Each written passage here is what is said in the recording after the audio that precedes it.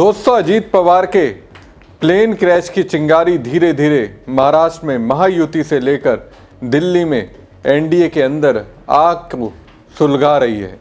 ऐसा लग रहा है जब तक पवार फैमिली और अजीत पवार के समर्थकों की आशंकाओं का समाधान नहीं होगा, जब तक उनके अंदर इस हादसे को लेकर शक की सुई घूमती रहेगी, तब तक नई नई थ्योरी आती रहेगी। अब दोस्तों, एनसीपी शरद पवार के एक विधायक ने दो ऐसे सवाल किए जिसने अजीत पवार के प्लेन क्रैश पर एक अलग ही तरह की थ्योरी को जन्म दे दिया। एनसीपी एसपी के उस विधायक ने सवाल किया, क्या अजीत पवार का मर्डर उसी तरह हुआ जैसे लिट्टे ने राजीव गांधी का मर्डर किया था? क्या captain Sumit Kapoor suicide bomber बनकर आए थे?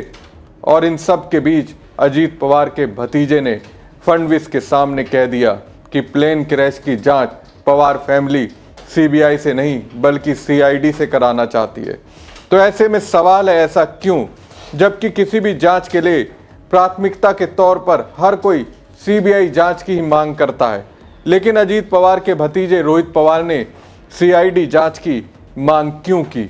नमस्कार दोस्तों, मैं हूं प्रवीण सानी।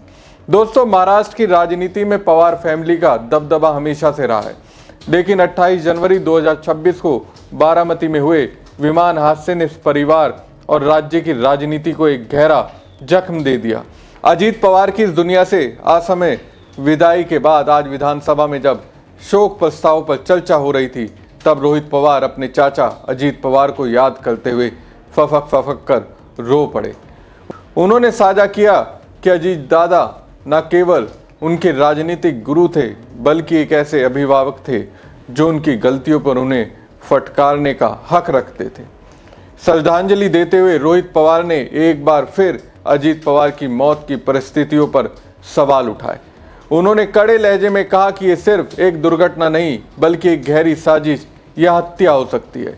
रोहित ने सदन में गरजते हुए कहा, मैं तब तक चैन से नहीं बैठूंगा जब तक दादा की मौत के जिम्मेदार व्यक्ति को सलाखों के पीछे नहीं भिजवा देता, चाहे वो कितना भी बड़ा आदमी क्यों ना हो। मैं और मेरा परिवार डरेगा नहीं।